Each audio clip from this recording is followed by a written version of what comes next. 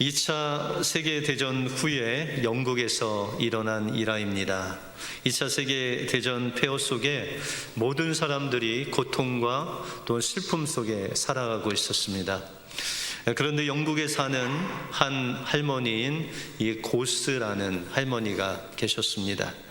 이 할머니가 온 가족을 위해서 기도하는 중에 하나님께서 어떤 마음의 감동을 주셨습니다.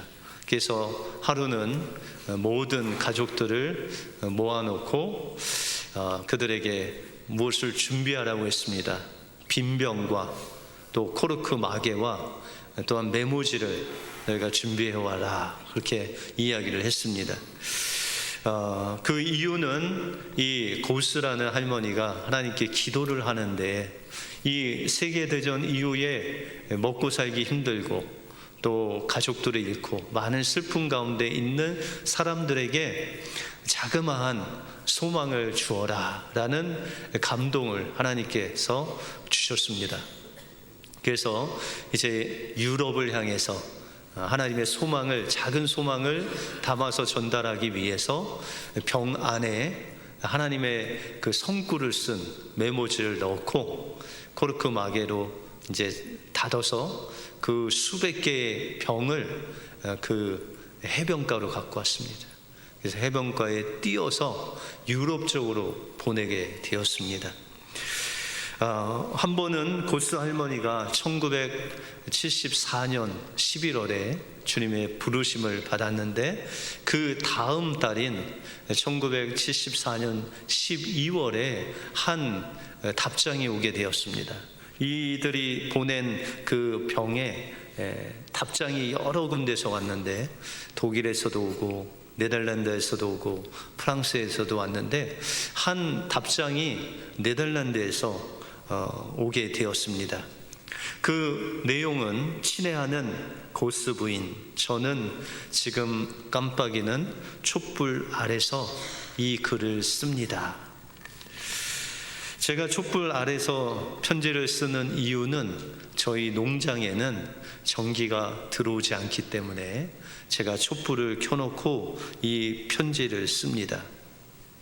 제 남편은 지난 가을에 농사를 하다가 트랙터가 전복되는 바람에 그 밑에 깔려 목숨을 잃고 말았습니다. 그런데 남편이 제게 남긴 것은 11명의 아이들입니다. 남편이 죽고 은행에서는 집을 비우라는 통보를 계속해오고, 저희 집에는 먹을 것이라고는 빵 한 덩이밖에 남지 않았습니다. 제가 일하러 가서 돌멩이로 얼음을 깼는데, 그 얼음 속에서, 물 위 속에서 어떤 병 하나가 올라왔습니다. 그 병 안에는 무엇인가 적혀 있는 메모지가 있었고, 이제 병마개를 열었는데 놀랍게도 그 속에 쪽지를 발견했습니다. 그 쪽지 속에는 이런 말씀이 적혀 있었습니다. 저가 그 말씀을 보내어 그들을 고치시고 위험한 지경에서 건지시는 도다. 시편 107편 20절 말씀. 또 다른 종이에는 하나님은 우리에게 더 좋은 소망을 주시나니 이것으로 우리가 하나님께 가까이 가는 도다. 히브리서 7장 19절의 말씀을 통해서 남편을 잃고 어떻게 할 수 없는 그 가정이 하나님의 치유하심과 하나님의 회복하심을 통해서 회복되었다는 그런 편지였습니다. 우리가 하나님 말씀에 이 고스 부인같이 작은 일에 순종할 때 하나님께서는 그 순종을 통해서 하나님의 사랑을 정말 필요로 하는 그 가정에 하나님께서 주셔서 그 가정이 회복되고 또 치유되는 놀라운 말씀의 역사가 이루어진다라는 말씀입니다. 오늘도 주님은 우리에게 그 주신 그 사랑이 있습니다. 하나님께서 주신 그 사랑을 가지고 우리 이웃들에게 조그만 순종의 모습으로 전할 때 하나님께서는 여러분들의 순종을 통해서 하나님의 사랑이 그들에게 전달되고 그들 회복되는 놀라운 역사가 있게 되는 것입니다. 이 놀라운 은혜가 여러분들 순종을 통해서 일어나시길 주님의 이름으로 축원드립니다. 오늘 본문 말씀을 통해서 사랑으로 드리는 순종이 무엇이고 또 이 순종을 방해하는 것이 무엇이고 우리는 어떻게 이 순종의 삶을 살아갈지를 오늘 본문을 통해서 살펴보겠습니다. 먼저 하나님께 사랑으로 드리는 순종은 하나님의 계명을 지키는 삶이다 라고 말씀하고 있습니다. 우리는 지난 시간에 사랑으로 드리는 예배, 사랑으로 드리는 기도를 통해서 하나님께서 우리에게 주신 그 사랑을 하나님께 드릴 수 있다라는 말씀을 드렸는데 여러분들 다 기억하시는지 모르겠습니다.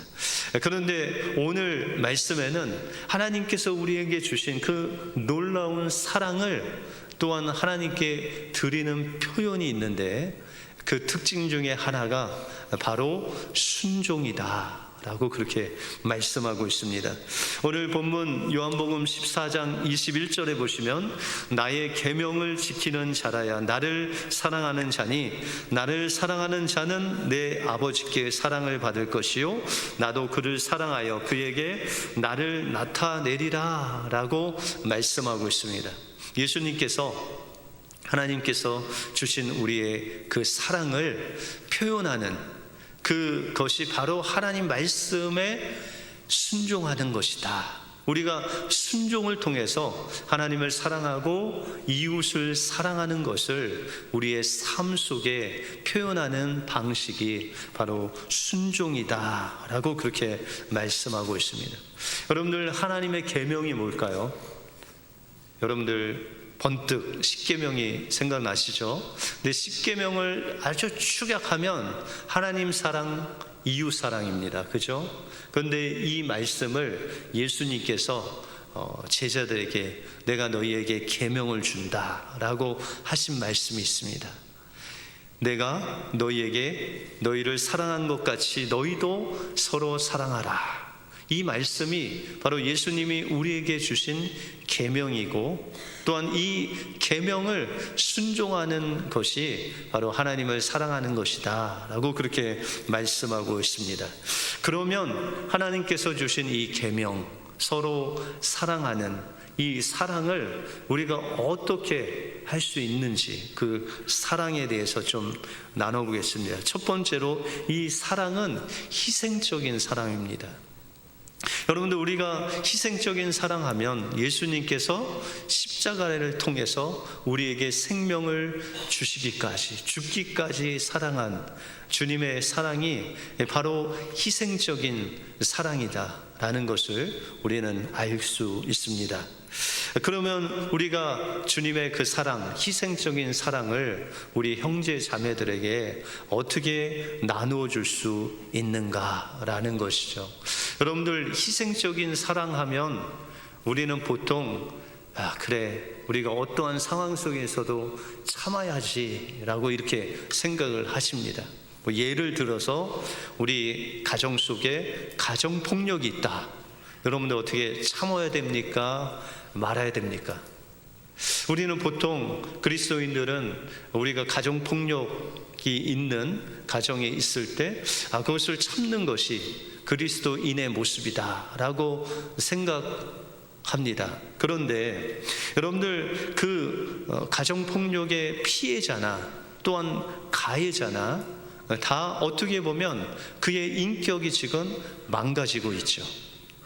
여러분들 피해자는 당연히 망가졌겠고 또한 그 가해자도 한 인간이 자기보다 약한 인간을 물리적으로 제압하는 것, 그것을 통해서 그 가해자도 지금 그의 인격이 계속해서 망가지고 있다라는 것입니다. 그러면 그 망가지는 그 가해자, 피해자뿐만 아니라 가해자를 우리가 사랑해야 되는데 사랑하는 방법은 무엇일까요? 그 폭력을 멈추게 하는 것, 그것이 그를 향한 어떤 희생을 감수하더라도 우리가 그 폭력을 멈추게 하고 또한 온전한 사랑으로 돌아오게 하는 것이, 그것이 사랑이다라는 것이죠. 예수님도 이 희생적인 사랑을 보여주셨는데, 여러분들 예수님께 별명이 하나 있습니다. 그 별명은 뭐냐면 세리와 죄인들의 친구다, 이런 별명을 가졌습니다. 누가 지어줬을까요?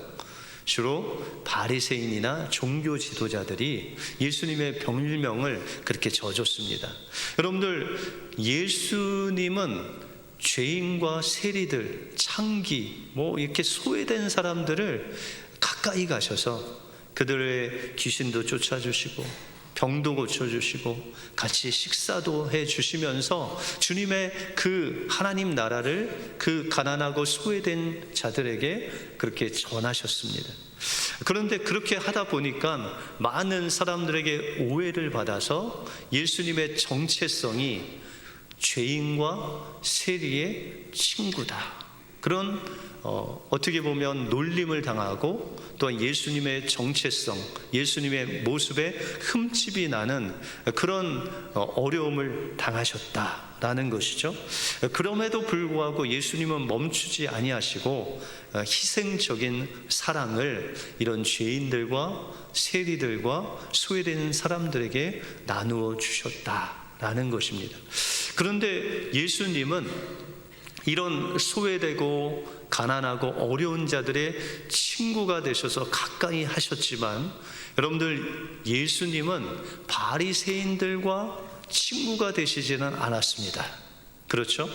바리새인들은 늘 예수님을 공격하고, 예수님도 이 바리새인들을 향하여 어느 날은 이 독사의 자식들아, 너희의 그 앞에 있는 임박한 진노를 면하러 왔느냐라고 하시면서 아주 호되게 이 바리새인들에게 말을 하시죠. 여러분들, 예수님은 왜 바리새인들을 이렇게 대하셨을까요? 예수님이 바리새인들을 사랑하지 아니하셔서? 그렇지 않습니다. 여러분들, 바리새인들은 자기의 의가 너무 강해서 예수님이 지금 가르치신다고 해서 예수님의 말씀을 들을 리가 없습니다. 그래서 그들이 정말 하나님을 발견하기 위해서는 그들의 그 자아가 무너지고 깨어져야 그들이 주님께 돌아올 수 있기 때문에 예수님은 그들을 사랑하는 표현으로 강력하게 그들의 잘못을 이야기하셨다라는 것이죠. 그리고 예수님은 그 바리새인들의 고소를 인해서, 종교 지도자의 고소로 인해서 십자가에서 힘없이 죽으셨습니다. 그러면서도 하나님, 저들의 죄를 용서해달라고 부르짖으셨죠. 이것이 바로 예수님의 희생적인 사랑입니다. 그 후에, 예수님의 죽으심 후에, 부활하신 후에 우리가 사도행전에 보시면 수많은 제사장들 또한 이 바리새인들이 주님께로 돌아왔다라고 그렇게 말씀하고 있다는 것입니다. 우리 크리스찬들은 무조건 찾는 것이 희생적인 사랑이 아니라 그 사람의 모양답게, 또 그 사람이 정말 주님께 돌아올 수 있는 방법으로, 여러 가지 방법으로 그를 위해서 그 사랑을 베푸는 그 희생적인 사랑을 통해서 우리는 하나님 말씀에 순종할 수 있다라는 것입니다. 두 번째, 예수님의 사랑은 구체적인 사랑입니다. 여러분들, 요한일서 3장 17절에 보시면 누가 세상의 재물을 가지고 형제의 궁핍함을 보고도 도와줄 마음이 닫으면 하나님의 사랑이 어찌 그 속에 거하겠느냐라고 말씀하시면서, 자녀들아, 말과 혀로만 사랑하지 말고 행함과 진실함으로 하자라고 그렇게 말씀하고 있습니다. 그렇다고 여러분들, 말로 사랑하지 않는 것은 아니죠. 말로도 사랑하시고 우리의 마음과 진실됨으로 사랑하라라는 것이에요. 그런데 우리가 때때로 말로는 표현을 했는데 우리가 행동으로 못 옮기는 것이 있습니다. 여러분들 보통 우리 주변에 어떤 힘든 일이 있으면 여러분들 뭐라고 위로하세요? 뭐라고 하세요? 주로? 내가 기도할게 라고 하시죠. 그런데 그 말하고 10분 이상 기도하신 적 있으세요? 그분을 위해서? 예. 눈을 감고 계신 분은 10분 이상 기도한다는 뜻으로 아는데, 여러분들 그렇게 기도할게 라고 하고 기도하는 것이 거의 한 10%도 안 됩니다. 다시 말해서 우리가 그냥 표면적으로 기도할게 라고 하는 것이 아니라 우리가 그 사람을 데리고 커피 한 잔을 사주면서 그 이야기를 듣고 그 자리에서 기도를 해주시던지, 아니면 밥을 사주시면서 그분에게 위로의 말을 하시던지, 그렇게 우리가 구체적으로 아주 작은 것 하나 그에게 표현을 하고 또한 나누어 주면서 사랑을 구체적으로 하라는 것이죠.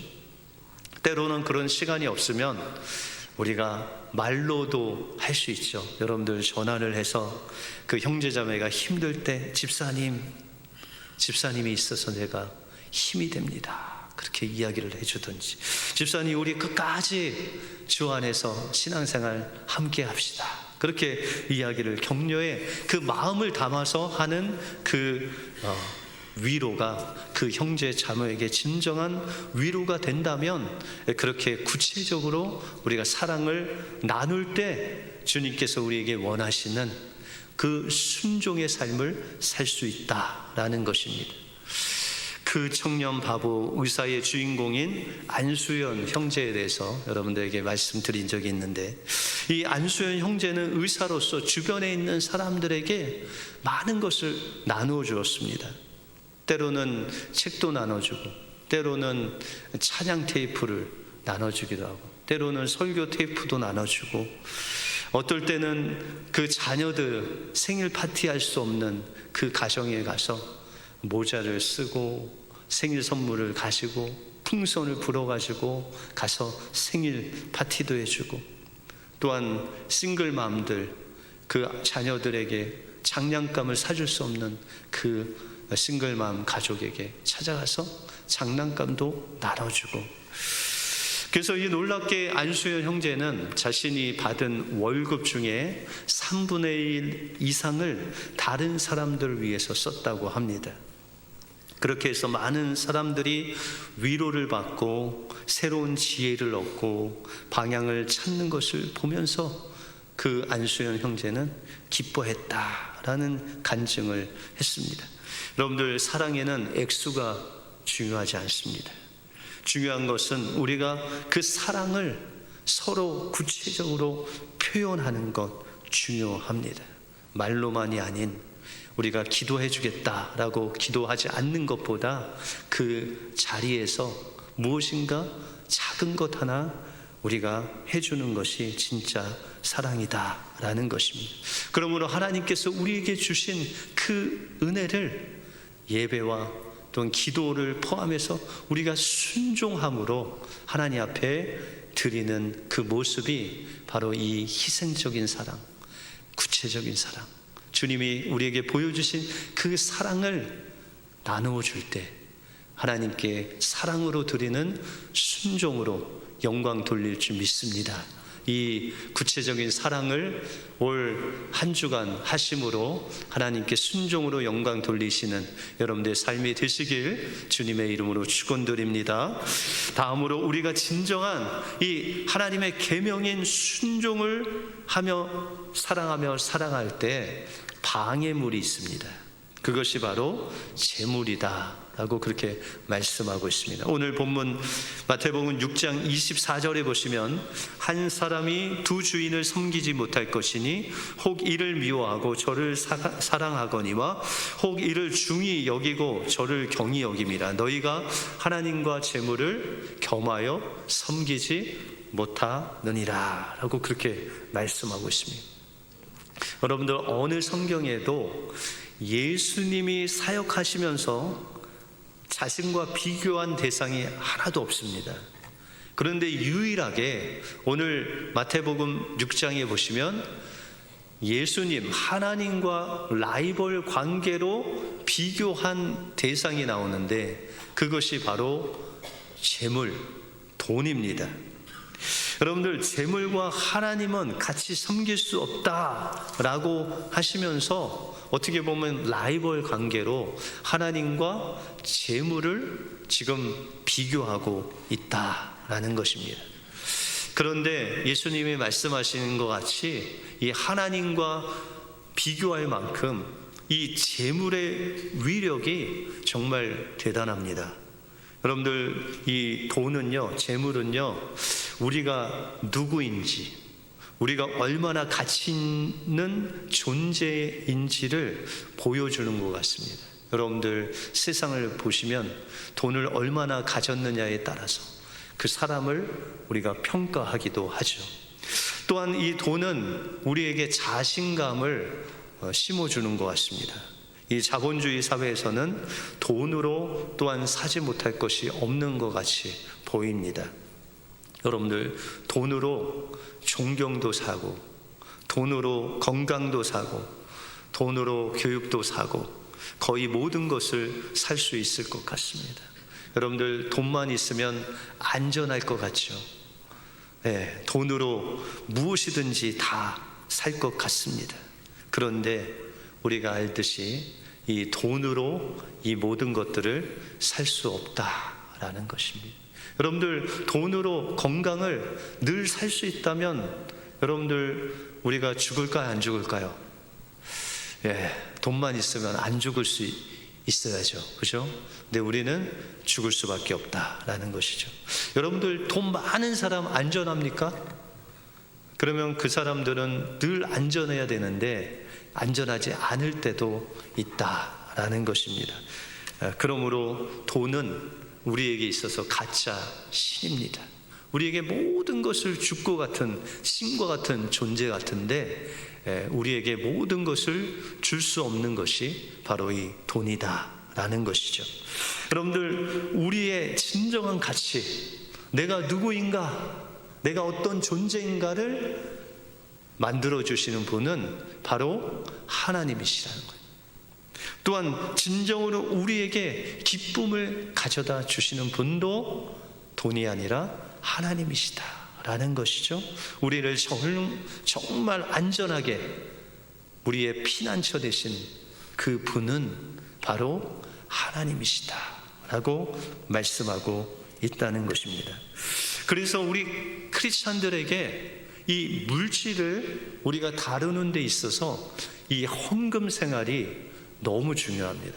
여러분들, 헌금을 하나님께 드리는 것은 돈이 나의 주인이 아니라는 것을 보여주는 겁니다.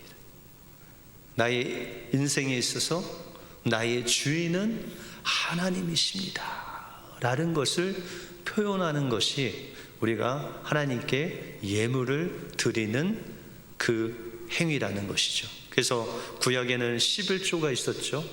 우리 신약에서도 우리가 11조를 하는 그 이유는 하나님의 명령이기도 하지만 이 11조는 하나님께 내가 가진 이 모든 재물이 다 하나님이 주인이십니다.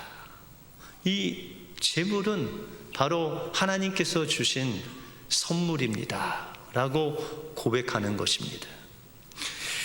그런데 때때로 종종 우리는 이 돈을 우리의 인생의 수단으로 사용하지 않고 목적으로 사용할 때가 있다라는 것이죠. 다시 말해서 우리의 인생의 주인을 하나님으로 삼고 살아야 되는데 돈으로 삼고 살 때가 있다라는 것이죠. 여러분들, 돈을 버는 것이 목적인 사람의 특징은 뭐냐면, 여러분들, 돈 버느라고 하나님을 사랑하고 사람을 사랑하는 데 쓸 시간이 없다, 이러면 돈이 주인입니다. 여러분들, 돈 버느라 신앙생활도 가정생활도 제대로 못하고 누구를 섬길 시간이 없다, 이런 분들은 돈이 주인된 삶이다라는 것이죠. 여러분들, 왜냐하면 돈 벌어야 하기 때문에 내가 하나님께 순종할 시간이 없다라는 것은 하나님보다 재물을 더 중요시 여기기 때문이다라는 것이죠. 그러므로 우리는 돈보다 하나님을 더 중요시 여기고 하나님을 우리의 삶의 주인 되게 하는 그런 삶을 살아야 된다라는 것이죠. 여러분들, 때때로 하나님이 우리에게 이 무게를 달아보십니다. 다시 말해서 한쪽은 하나님, 한쪽은 내가 가장 소중히 여기는 것을 하나님이 달아보세요. 그러면 어디가 확 내려가야 돼요? 네, 하나님 쪽이 확 내려가야 되는데, 이게 비슷하거나 아니면 하나님 반대쪽에 잠깐 올라가려고 하는 그런 성향이 있을 때가 있어요. 그러면 뭐가 시작되는지 아세요? 그때부터 영적인 전쟁이 시작되는 거예요. 왜요? 하나님보다 내가 더 소중히 여긴 것을 하나님을 주인 삼기 위해서 영적인 전쟁을 하는 거죠. 김금주 목사님이라는 여자 목사님 계신데, 이 목사님이 되시기 전에 결혼을 하셨어요. 결혼을 하고 보니까 큰 종갓집에 맏며느리로 들어간 거예요. 들어갔는데 예수 믿는 사람이 한 명도 없었어요. 근데 이 목사님은 그곳에 갔는데, 그 친구의 전도로 교회에 갔는데 예수님을 만나버렸네요.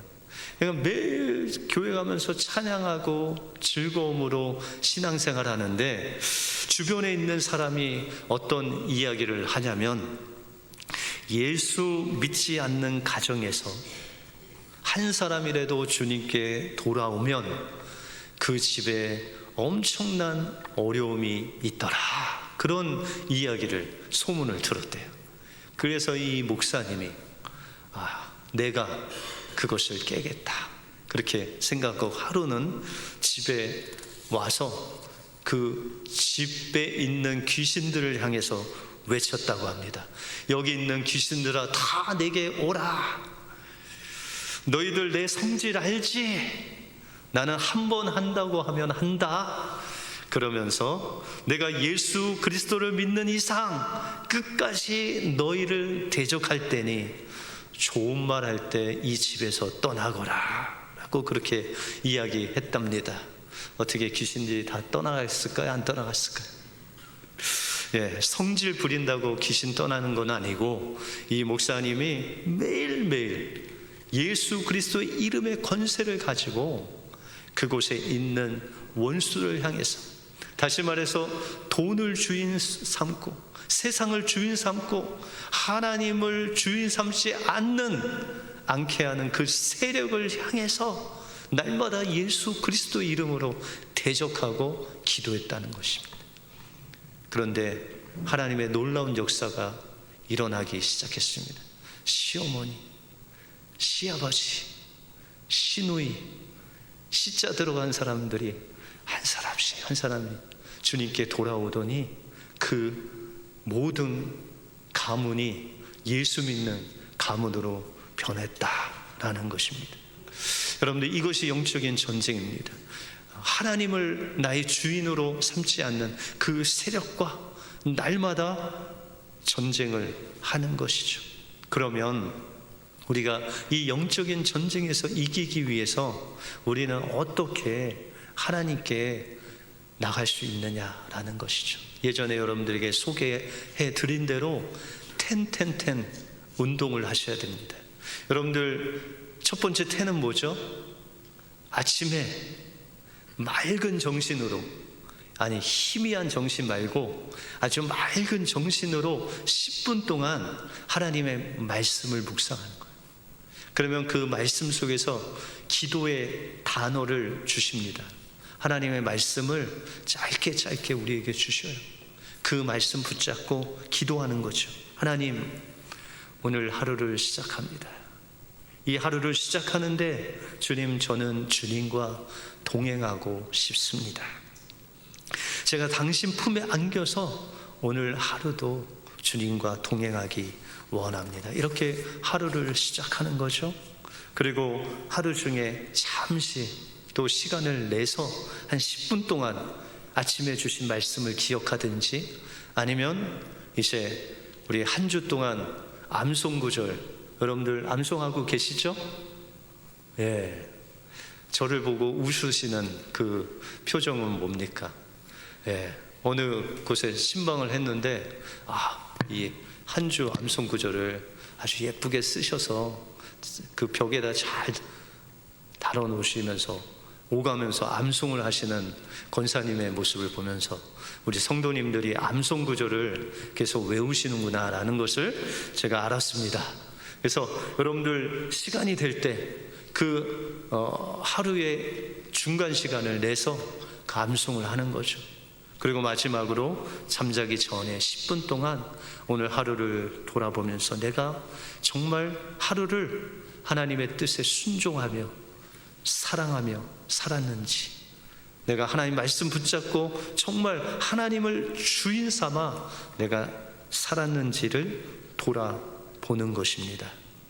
여러분들, 하나님께 사랑으로 드리는 이 순종은 우리가 하나님의 계명을 지키는 삶입니다.